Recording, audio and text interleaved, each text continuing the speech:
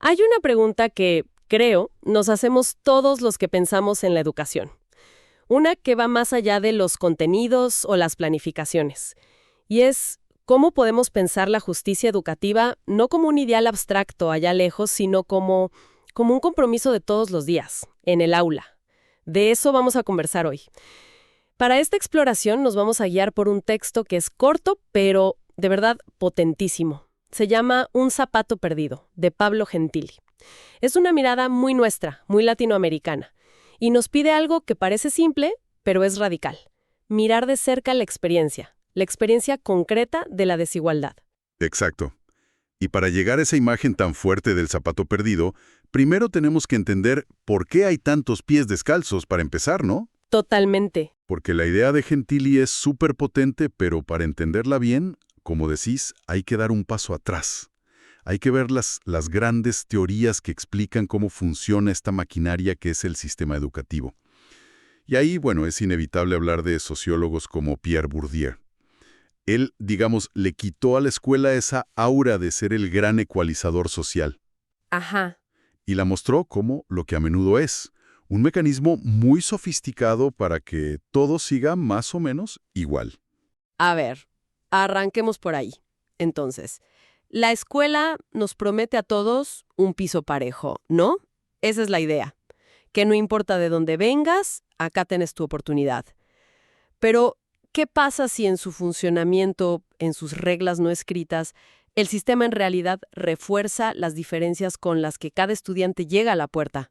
Bueno, para entender esa paradoja, Bourdieu usa un concepto central, la reproducción. La reproducción. Sí, en uno de sus libros lo ilustra con una analogía que es muy visual, ¿viste? Un pelícano pone un huevo de pelícano. De ese huevo sale otro pelícano, que a su vez va a poner otro huevo de pelícano. Una cadena que se perpetúa a sí misma. Exactamente. Bourdieu dice que el sistema educativo funciona de una forma parecida. Está diseñado, y ojo, no de forma malévola o conspirativa. No es un plan secreto. Para nada. Está diseñado estructuralmente para reproducir el orden social que ya existe. Ok, la analogía del pelícano es potente. Pero me deja una duda. ¿Qué es exactamente ese huevo? ¿De qué hablamos en concreto cuando un chico o una chica entra al aula? Esa es la pregunta del millón. A ese huevo, a esa herencia que no es económica, Bourdieu la llama capital cultural. Capital cultural. Y no es solo tener plata o libros en casa. Pensemos en algo tan simple como la consigna de una tarea. Redacten un ensayo comparativo sobre la Revolución de Mayo y la Revolución Francesa. Suena a una tarea de secundaria bastante estándar, sí. Lo es. Pero un estudiante que en su casa siempre escuchó conversaciones complejas, que leyó libros de historia, que fue a museos, entiende intuitivamente qué significa comparar, analizar, redactar un ensayo. Tiene el código, digamos. Tiene el código. Otro estudiante, quizás igual o más brillante, pero sin ese bagaje, se quede paralizado frente a la hoja en blanco. No es que no sea inteligente, Claro. es que la escuela le está hablando en un idioma que no es el suyo, pero actúa como si fuera el idioma de todos, ese código invisible. Eso es el capital cultural. Y entonces la escuela premia al que ya venía con ese capital de casa. Y lo hace pasar por mérito o por inteligencia. Ahí diste en el cabo, y a ese mecanismo que es tan sutil de imposición, él lo llama violencia simbólica. No es un golpe, no es un grito. No, para nada. Es mucho más elegante y por eso mismo mucho más eficaz. Es imponer una forma particular de ver el mundo, una arbitrariedad cultural, la de las clases dominantes, como si fuera la única cultura válida, la universal, la neutra. A ver si entiendo. La violencia simbólica es cuando el sistema me convence de que si a mí me va mal en la escuela y a otro le va bien, es simplemente porque el otro es más capaz. Exacto. Y no porque el juego estaba desde el principio inclinado a su favor. Lo has clavado. Es la forma más sofisticada de lograr que la gente acepte su propio lugar en la jerarquía. No es una imposición por la fuerza. Es por convencimiento. Totalmente. La escuela, al presentarse como autónoma y neutral, oculta esta función.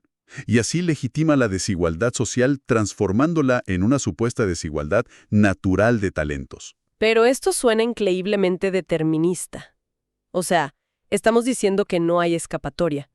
Que un estudiante de un entorno desfavorecido, por más que se esfuerce, ya está condenado por el sistema?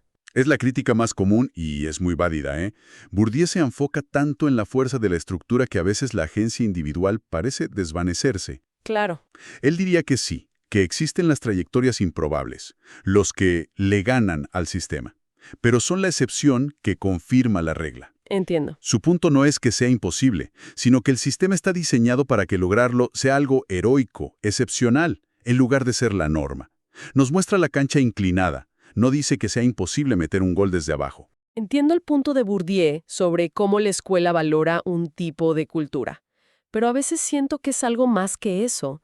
No es solo lo que se valora, sino cómo se organiza todo. Los horarios fijos, las filas, los timbres, las notas, los cuerpos sentados en hileras. Hay una sensación de control que va más allá del contenido. Y justo ahí es donde entra la mirada de otro pensador francés, Michel Foucault. Él te diría que no estás para nada equivocada. Para él, la escuela comparte su lógica de control con otras instituciones que a primera vista no tienen nada que ver, como una fábrica, un hospital o hasta una prisión. Una prisión. Eso es fuerte. Es fuerte, sí. Foucault dice que el poder moderno no funciona como el de los reyes, con grandes espectáculos de castigo.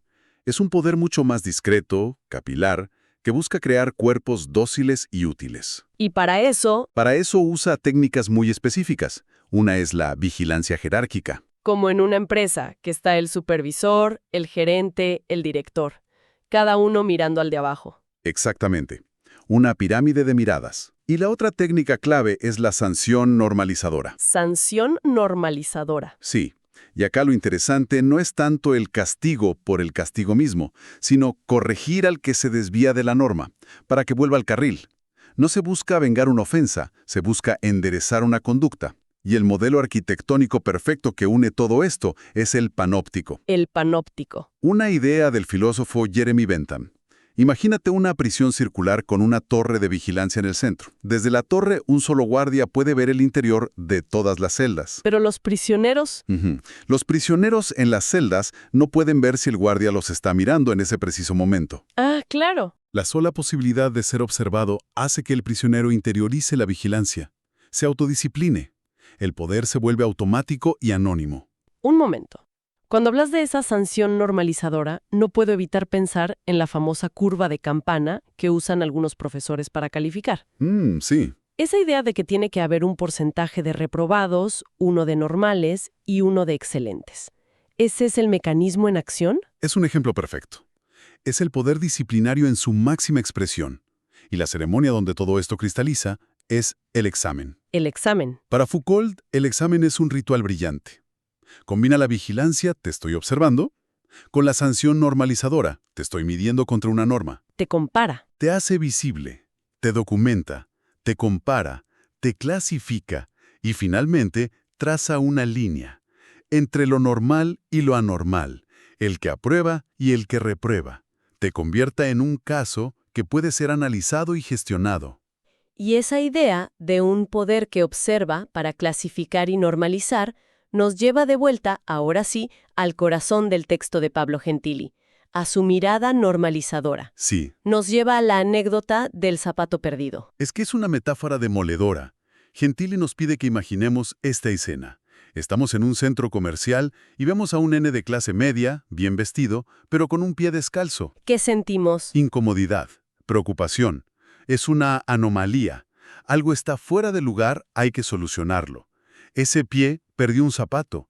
Es el pie de alguien. Claro, una buscaría a los padres, trataría de ayudar. Por supuesto. Pero ahora, dice Gentili, pensemos en los cientos, miles de niñas y niños que vemos todos los días descalzos en las calles de cualquier gran ciudad de América Latina. Eso ya no nos parece una anomalía. Se ha vuelto normal. Parte del paisaje urbano. Y en el momento en que se vuelve normal, se vuelve invisible. ¡Qué duro eso! La mirada normalizadora es esa capacidad terrible que tenemos de convertir la exclusión más brutal en un dato estadístico, en algo trivial, y no en un problema que nos indigne y nos mueva a la acción. Como dice Gentili, y la frase es un puñal, la exclusión es invisible a los ojos. Un pie es un niño, el otro es el pie de nadie. Entonces, si juntamos las piezas, el panorama para alguien que se está formando para ser docente puede parecer francamente desolador.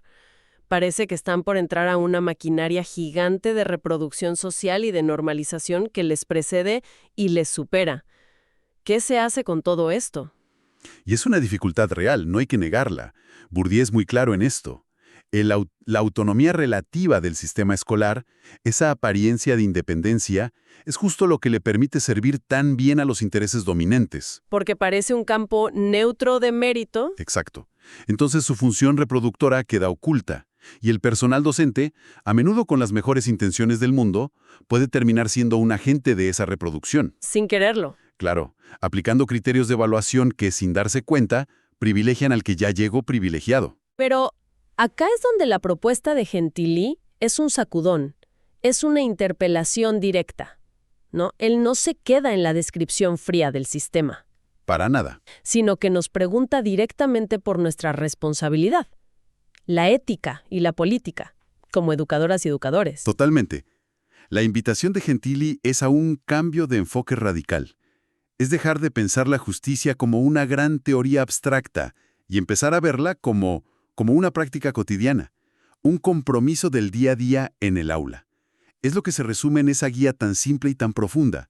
Mirar, escuchar, acompañar, no dejar a nadie afuera. Es como si nos dijera, ok, las estructuras son enormes, pero en tu metro cuadrado, en tu aula, ¿qué vas a hacer? Exactamente eso.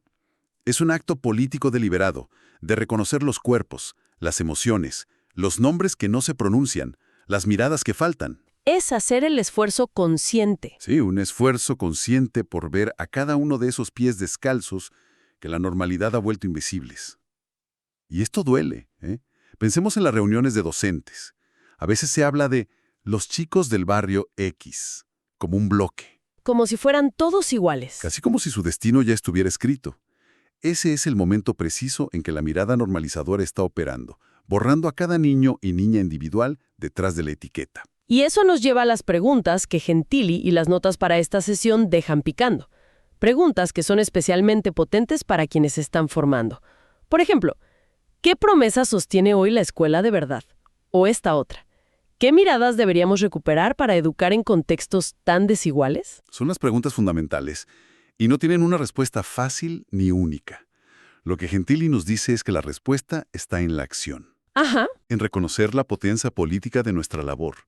Cada decisión, cada palabra, cada gesto en el aula cuenta. Al final, todo se reduce a una elección, ¿no? La pregunta que queda abierta y con la que creo que nos tenemos que quedar es, ¿qué tipo de docente se quiere ser?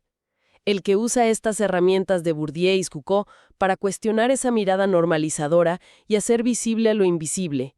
¿O el que, por comodidad, por miedo o por simple inercia, prefiere aliarse al olvido y al silencio? El recorrido de hoy fue intenso.